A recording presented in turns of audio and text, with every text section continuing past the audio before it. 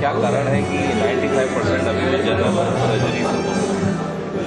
देखिए, जब 1991 में लेप्रोस्कोपी भारत में आई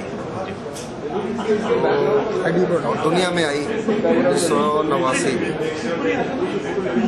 तो सबको विश्वास नहीं हुआ कि लेप्रोस्कोपी से कैसे हो सकता है, लेकिन हो गया और वो एक हिस्ट्री हो गई। आज हमारे 25 वर्ष हो गए हैं जब भारत में लेप्रोस्कोपी विधि आई, और सबसे जो कॉमन ऑपरेशन है वो पित्त की थैली का है, गॉल ब्लैडर रिमूवल का है। और फिर उसके बाद जो चलन शुरू हुआ दुनिया में कि आज लेप्रोस्कोपी विधि से शरीर का ऐसा कोई हिस्सा नहीं है जिसमें इस लेप्रोस्कोपी ने इन्वेजन नहीं किया है। शुरू गॉल ब्लैडर से हुआ, हालांकि उससे पहले लेप्रोस्कोपी थी और गायनेकोलॉजिस्ट लेप्रोस्कोपी को इस्तेमाल करते थे ट्यूबल लाइगेशन के लिए लिमिटेड तौर पे, लेकिन ऑपरेटिव लेप्रोस्कोपी जिस फॉर्म में आज है वो गॉल ब्लैडर रिमूवल के साथ शुरू हुई और उसके बाद शरीर के हर हिस्से पे इसका अधिकार हो गया। गॉल ब्लैडर के बाद हर्निया, अपेंडिक्स, स्टमक की सर्जरी, स्मॉल बाउल की सर्जरी, छोटी आंत की, बड़ी आंत की, और फिर धीरे धीरे कैंसर का भी लेप्रोस्कोपी विधि से इलाज होने लगा।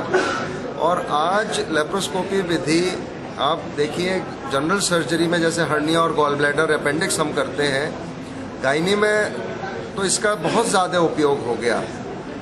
इसके बाद gastrointestinal surgery, surgical oncology, cancer का ट्रीटमेंट इससे हो रहा है। फिर चेस्ट में चली गई थोरेकोस्कोपी के रूप में, फिर ब्रेन में चली गई ब्रेन की एंडोस्कोपी के रूप में, कान नाक गले में चली गई फेस सर्जरी के रूप में, हड्डी में आ गई आर्थ्रोस्कोपी के रूप में।